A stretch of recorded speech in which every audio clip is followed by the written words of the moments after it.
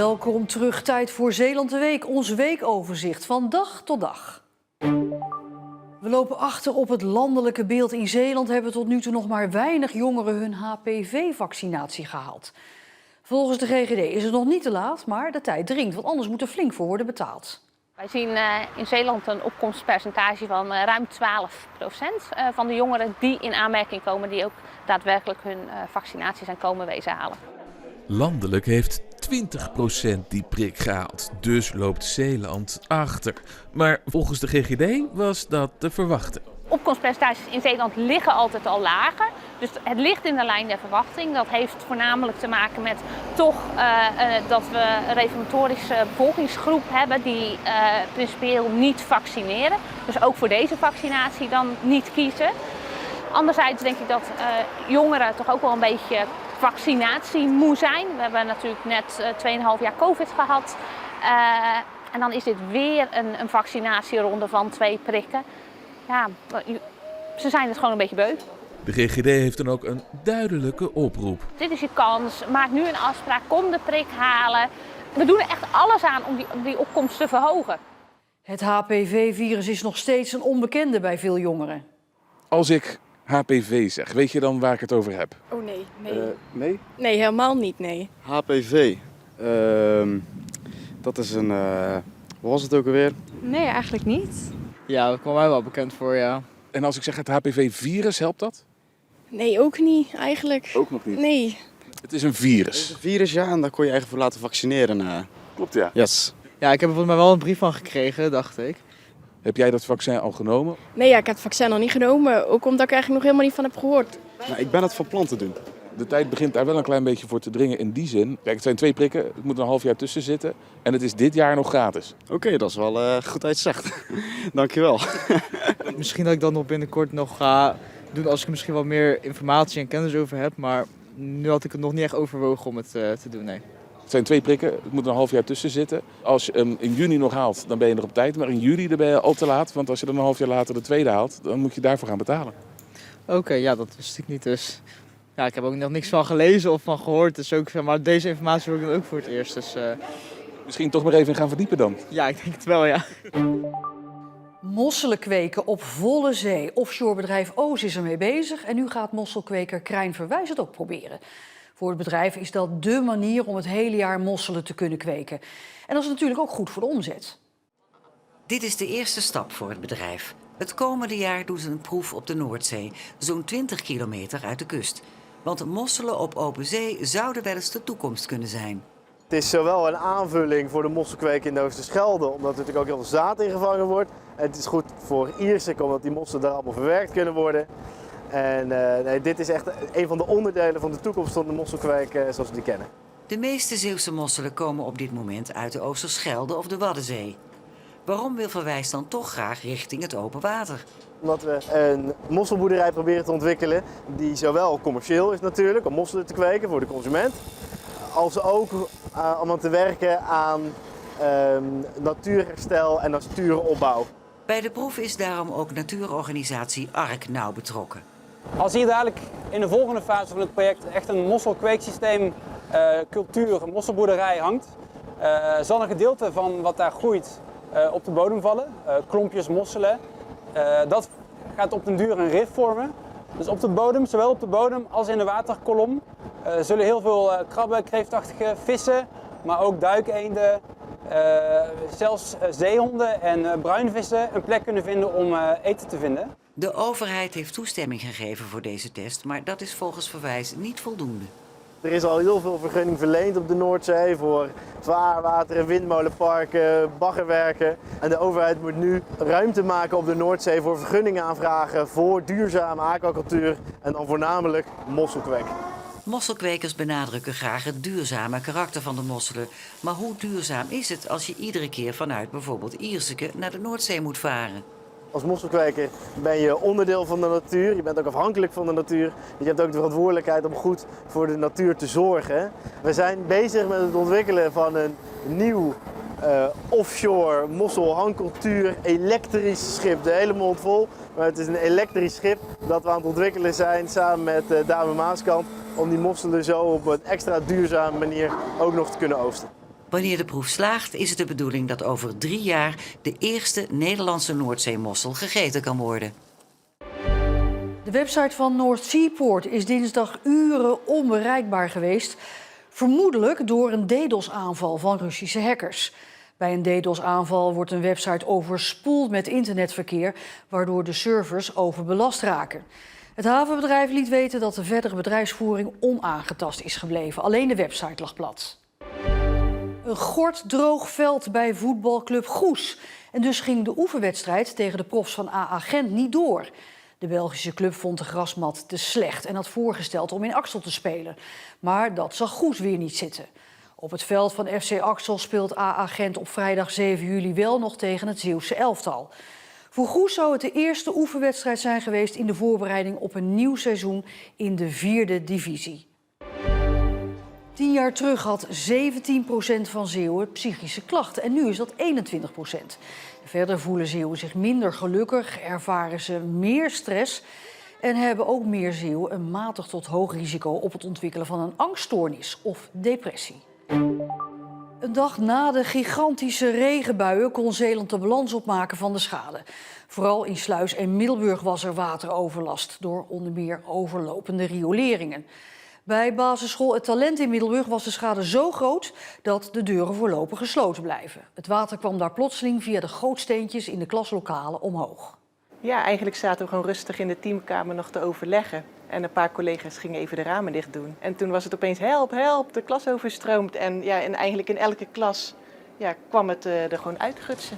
Binnen 5 minuten stond bijna de hele school onder water. En de leerkrachten stonden erbij en keken ernaar. Oh jongens, dit is echt verschrikkelijk. Daarna werd al snel duidelijk dat de vloeren er zo slecht aan toe waren dat er voorlopig geen les gegeven kan worden in de lokalen. Groep 8 is op kamp, dus die zijn wel lekker weggegaan en de andere kinderen zijn thuis. En nu zijn we dus bezig om te kijken van hoe moeten we nu verder gaan. Hoe lang deze situatie zal duren is nog niet duidelijk. De school zet alles op alles om de leerlingen zo snel mogelijk weer in de schoolbanken te krijgen. Het liefst op een eigen school, maar anders op een andere plek. De regen die gisteren in korte tijd met bakken uit de lucht kwam, gaf op meer plekken in Zeeland overlast. Hier in Middelburg niet alleen op deze school, maar ook bij het seniorencomplex Hof ter Veste, waar het dak net vervangen wordt. En bij deze tassenwinkel in de binnenstad stroomde eveneens flink wat water de winkel binnen. Dat was schrikken. Ja, je kan bijna niet denken dan. Nee, je bent een soort shock, maar toch ook in een wedstrijdvorm om dat te redden dat de schade beperkt blijft.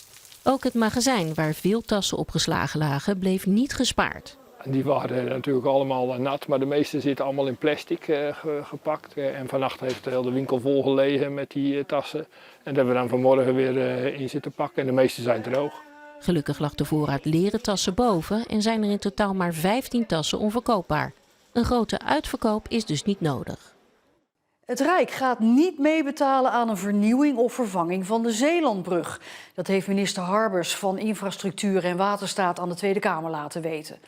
Als reden geeft de minister dat de brug van de provincie is en niet van het Rijk. Wel wil hij meedenken over de toekomst van de brug.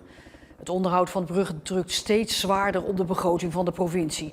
In 2035 is de brug naar verwachting aan het einde van zijn levensduur. Zeeuwse akkerbouwers putten hoop uit de nieuwe Europese natuurherstelwet. Dat bleek woensdag tijdens een open dag van de ZCAV in Kolensplaat. Die stond in het teken van innovatie en dat is van groot belang voor de toekomst van de landbouw. We laten hier zien hoe kun je het invullen met buffermengsels, bufferstroken. Hoe kun je, welke groenbemesters kun je het beste telen. Dat laten we ook hier vandaag weer zien. Want we moeten toch op zoek naar die oplossingen. Enorm belangrijk. Wij als agrarische ondernemers, wij werken samen met de natuur. En daar moeten we zeer goed mee samenwerken. Dus super belangrijk. In de Europese natuurherstelwet staat onder meer dat er meer biodiversiteit op landbouwgrond moet komen. Allerlei dossiers, stikstofdossier, Europese wetgeving. En daar zoeken wij naar goede oplossingen hoe we dat in kunnen vullen. Dat is niet van 1 jaar op het andere dat alles opgelost is. Geef ons als landbouw de tijd om dat te onderzoeken. Wat voor stappen kunnen we zetten en die stappen kunnen we maken. En dat laten we hier zien vandaag. Middelburgse ondernemers zijn niet blij met de plannen van de gemeente om kritischer te kijken naar toeristische overnachtingen. Nieuwe aanvragen voor bijvoorbeeld B&B's worden kritisch beoordeeld om parkeer- en ook geluidsoverlast voor omwonenden te voorkomen. Volgens ondernemers valt het met die overlast wel mee en is het toerisme juist heel belangrijk voor de Middelburgse economie. Ik verhuur 2 kamers, boven het café, boven de achterkant van het café. Mijn vrouw en ik, wij wonen aan de voorkant, dus als mensen hier slapen, dan is het gewoon bij ons thuis. Alleen, ze hebben hun eigen voordeur, dus ze hoeven niet via onze voordeur naar binnen. Dus we hebben wel mooi de privacy. Maar als het zometeen lekker weer is, dan kunnen mensen lekker op het dakterras ontbijten. Of 's avonds nog voor het slapen gaan een wijntje drinken. En dat dan midden in de stad. En ja, ik verhuur dat heel goed, ja. Heeft u wel eens klachten gehad? Nog nooit. Van omwonenden? Nog nooit, nee. Maar... Nee, ook niet dat mensen hier s'avonds laat op het terrasje een glaasje wijn zitten te drinken en dan toch wel luidruchtig worden? Nee, ik denk ook dat het is door het soort mensen wat ik aantrek met deze kamers. De gezinnen met kinderen die naar het strand gaan. En inderdaad de wat oudere mensen, de 50-plussers die met de fiets komen en van de natuur en het fietsen genieten hier zo. Maar sommige politieke partijen in de Middelburgse Raad melden dat er wel degelijk klachten binnenkomen. Wethouder Rutger Schoones gaat nu de komende maanden toeristisch beleid opstellen. Wat willen we met Airbnb's in Middelburg en kunnen er nog bed and breakfasts erbij?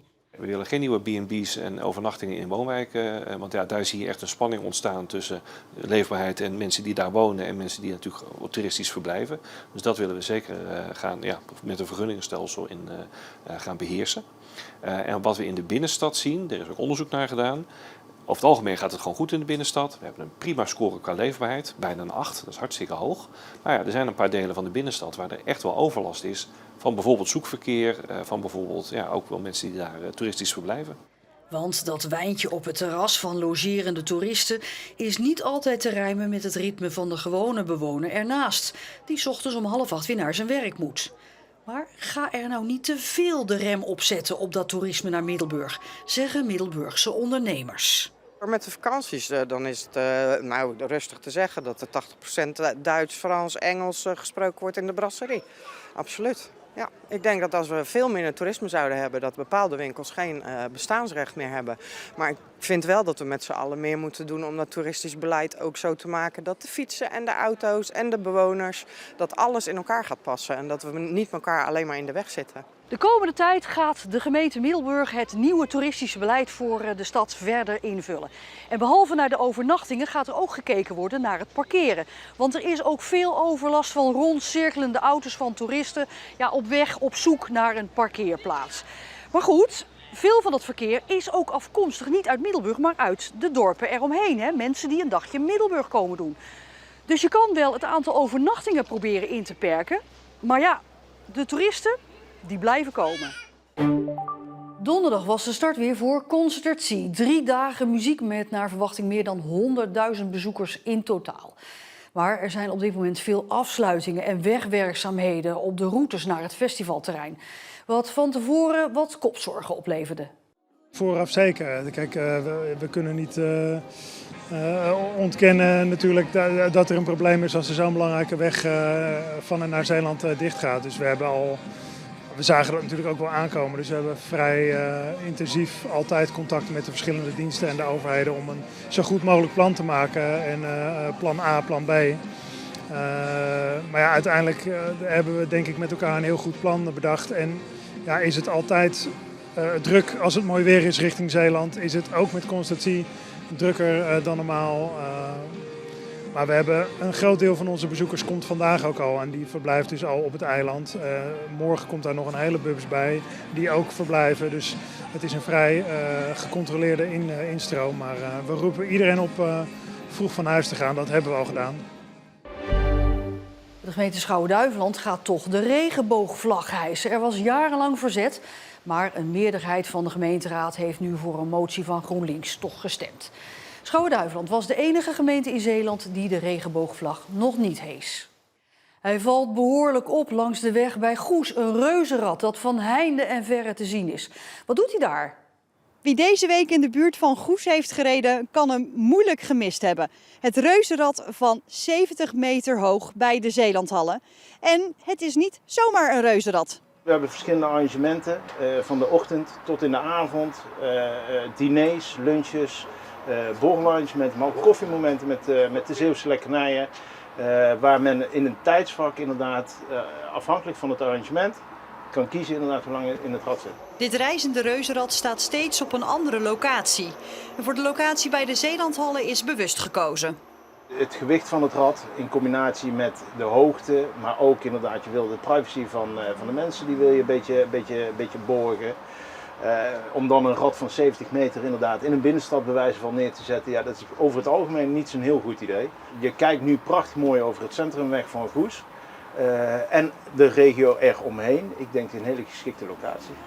Wie erin stapt wordt bediend in zijn eigen gondel. En dat zou zomaar eens met eten uit de buurt kunnen zijn.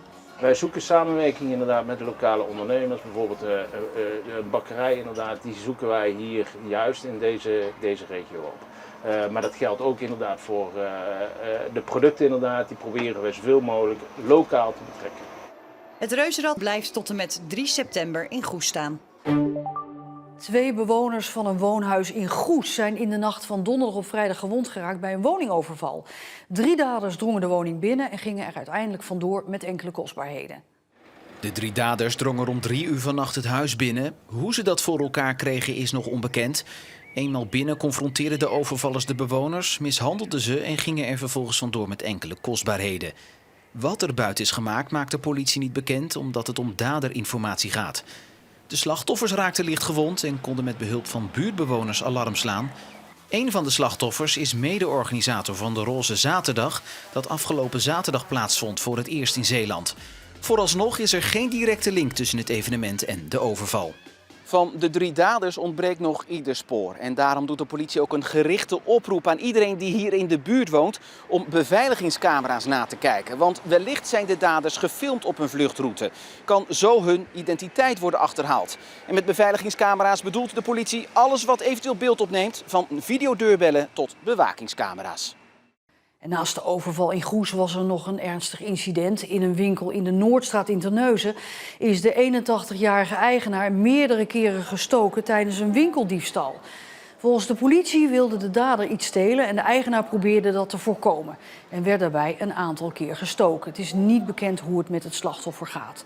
De dader vluchtte daarna in de richting van het centrum. Maar aan het begin van de vrijdagmiddag is een 20-jarige man uit Terneuzen als verdachte aangehouden.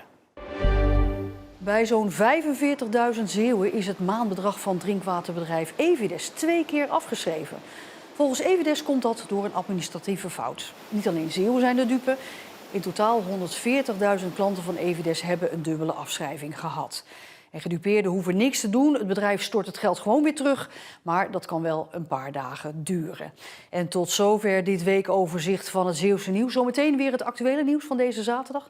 Nog een hele fijne zaterdagavond en graag tot morgen.